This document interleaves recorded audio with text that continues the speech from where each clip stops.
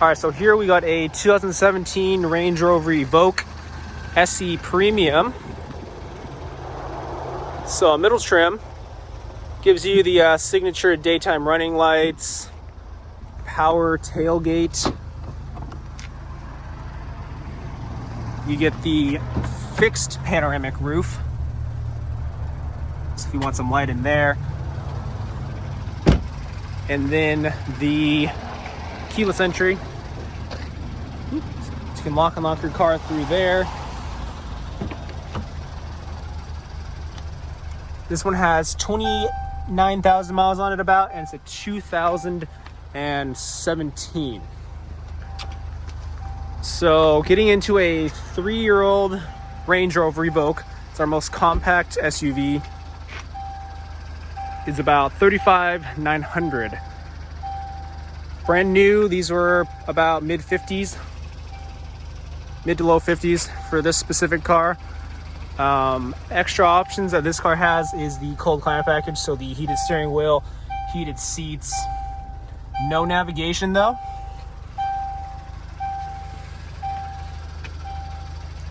Gray and leather seats, adjustable power, no upgraded sound system, so it's the Land Rover 250 watt sound system.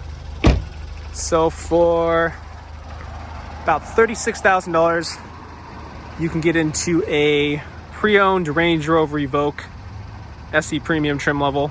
Or you could go new, get a 2020. It'll put you back for the similar car about mid to low 50s. This car still has about a year left of the factory warranty. Factory warranty on all Land Rovers are 4-year or 50,000 miles. So you got about a little over 22,000 miles or a year of the factory warranty. If you buy a new one, you're gonna get the full 4-year, 50,000 miles from purchase date. So it kind of depends on if you think it's worth it to buy new, if you're gonna keep the car for a while, or if you want to get a pre-owned one, save some money off of the price of depreciation, and kind of be ready to tackle any kind of costs that may come.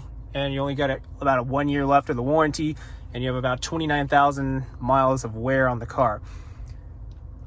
Some things to think about. I don't know if a lot of people maybe don't think about this.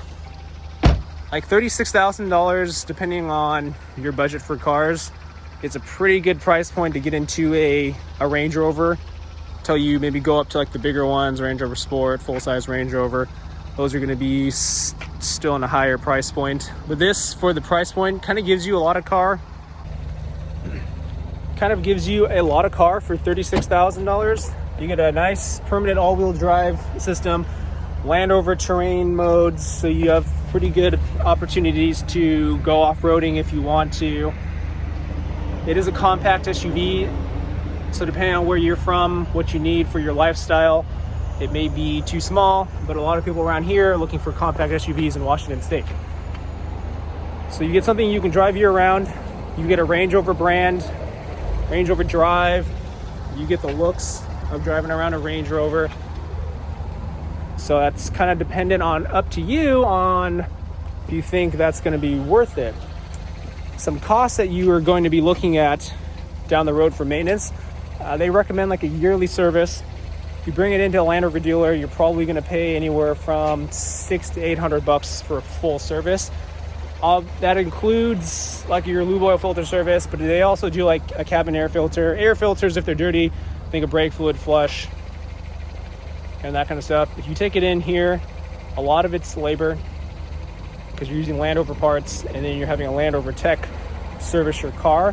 So there is a premium for labor. That is why your service usually costs more, even for like an oil change. I believe it's about $150, $200 for an oil change.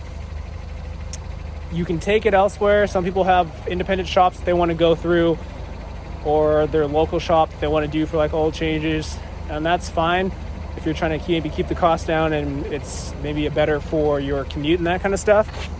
But taking it to a Land Rover dealer, you will pay a bit of a premium, but that's just because you're getting it taken to the dealer.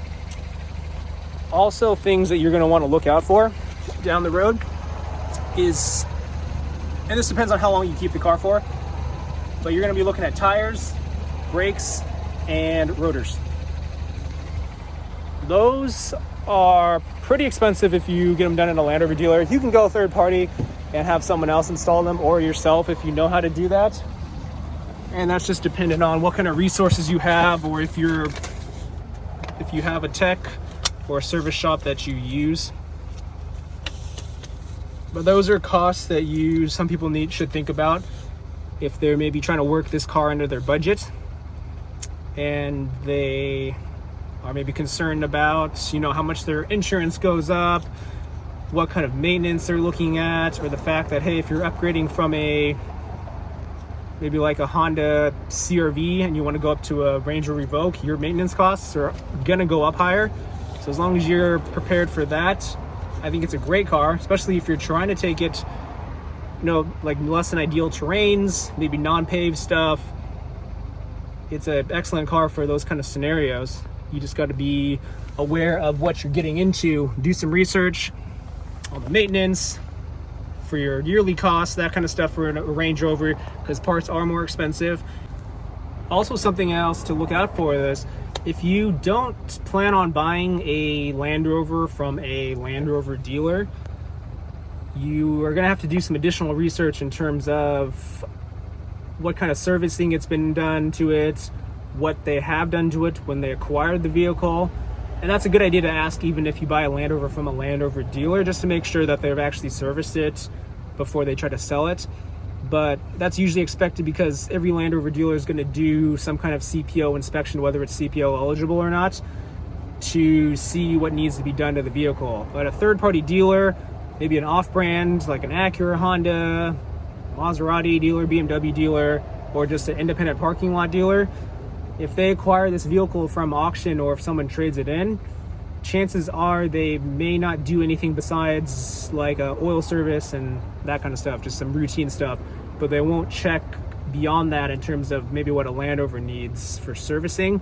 So I would check on that. You may save money by buying it at a off-brand dealer, but there's usually a reason for that, because chances are they didn't estimate a decent chunk for reconditioning. There's a chance it could be a clean car, but other than that, if it hasn't been done, you may be saving money, but you're probably going to be putting money into it after you buy the vehicle, which depends on your circumstances. If you're fine with it, then that's fine. But most people, when they buy a pre-owned car, they're going to want to know that they can drive it off the lot and not have to worry about additional costs right after they buy it. So that's kind of dependent on what you're used to. Other than that, though, I think this is a solid car to get into the Range Rover lineup. It's a good vehicle for if you need a compact SUV. So I would recommend it. If you're looking in the market for one, make sure you do your research. Try and find out what is a good vehicle. Like this one right here, it's a 2017. It's got about 29,000 miles on it, so about 10,000 per year. It was a personal lease for 3 years, and then we acquired it here and are selling it here as a pre-owned. So also look at the history too, because that could influence costs and how much maybe work you're gonna have to put into it, or how much the dealer's gonna have to put into it. But yeah, other than that, I hope this video helps for anyone in the market for a Range Rover, whether it be an Evoque, Sport, full size, even our Jag products too. Let me know if you guys have any questions, and I will see you guys in the next video. If you guys like the video, please support me with hitting that like button, and then a subscribe too if you guys want more information. It's gonna be mostly about cars, and since I spend most of my time at work, I'm gonna start integrating more, I guess, tips and videos to keep people informed on their buying decisions, that kind of stuff. So if you guys are interested in that, so I'd appreciate it if you guys supported my channel. It is still new, but I'm having a lot of fun doing it. So I would appreciate if you guys hit that subscribe button, and have a good day.